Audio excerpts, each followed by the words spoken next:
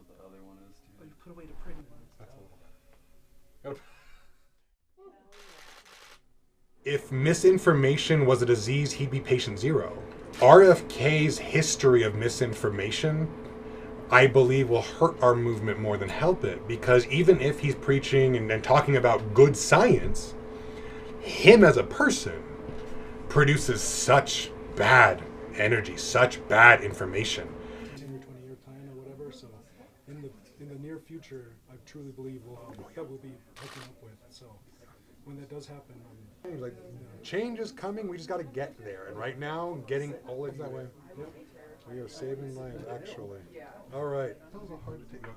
You can get the, is it like the Renaissance painting where I have my finger out like this? And you The acceptable number of suicides is 0.